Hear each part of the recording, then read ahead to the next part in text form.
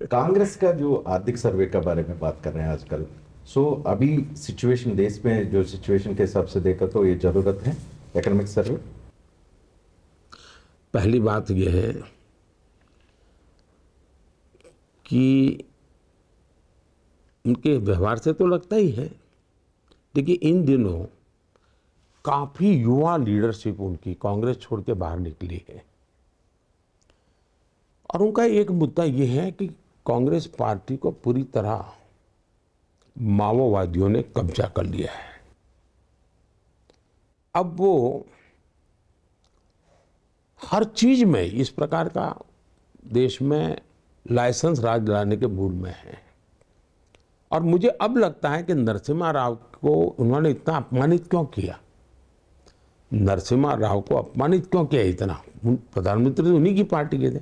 उसका एक कारण नरसिम्हा राव की सरकार ने जो रिफॉर्म किए और जो लाइसेंस राज में से नरसिम्हा राव ने बाहर लाने की कोशिश की, ये इस परिवार को खटका और वो फिर से तलाश में है कि देश को लाइसेंस राज में कैसे लाया जाए।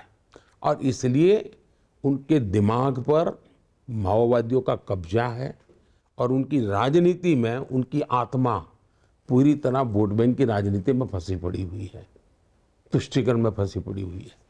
सो यूसीसी के बारे में बहुत चर्चा चल रहा है। उत्तराखंड ने ये पास कर दिया है एंड दूसरा राज्य का क्या हाल है, क्योंकि इंक्लूडिंग कर्नाटका कुछ राज्य ने अपोज कर रहा है। क्या ये राज्य से ये लागू हो सकता है या केंद्र से? मुझे आश्चर्य हो रहा है कि हमारे देश के मीडिया ने ये सवाल 75 साल के बाद क्यों पूछा। देश आजाद होने के बाद हर प्रधानमंत्री को, हर सरकार को पूछना चाहिए था कि जब संविधान में लिखा गया है, संविधान की भावना है, तो आपने लागू क्यों नहीं किया, ये पूछना चाहिए था। सवाल तो उनको पूछना चाहिए कि भी इतने साल तक रहे, इतना बड़ा देश चलाना है तो कोई एक कानून तो होना चाहिए, नहीं होना चाहिए। सुप्रीम कोर्ट ने 2500 बार गाजे बाजे के साथ कहा है कि सरकार यूसीसी पर कदम उठाए। जवाब उनको पूछना चाहिए। दूसरा, ये यूसीसी के लिए लोग जो सवाल उठाते हैं उनको मैं कहता हूं जरा गोवा की तरफ देखिए। देश आजाद हुआ तब से गोवा में यूसीसी है और गोवा में सबसे बड़ी माइनॉरिटीज है। गोवा में तो कोई समस्या नहीं हो रही है, सुख चैन की जिंदगी जी रहे हैं और गोवा आज बहुत बड़ी तेजी से विकास कर रहा है।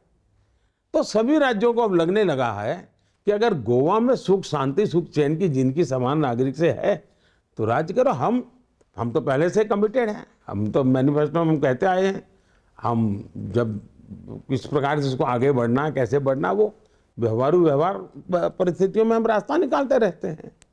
जिस प्रकार से हम देश की एकता के लिए संविधान को भी जहां नहीं था वहां पहुंचाया, वैसे ही हमने पहले से हमारा कमिटमेंट है। और ये कमिटमेंट हमारी पॉलिटिकल आइडियोलॉजी नहीं है, ये संविधान की भावना का ही हमारा एक्शन है। संविधान की भावना कहती है यूसीसी की बात, देश की सुप्रीम कोर्ट कहती है यूसीसी की बात। हम तो जो देश की संवैधानिक संस्थाओं ने हमको कहा है, हम करने के रास्ते खोज रहे हैं और इसलिए जनता का आशीर्वाद मांग रहे हैं।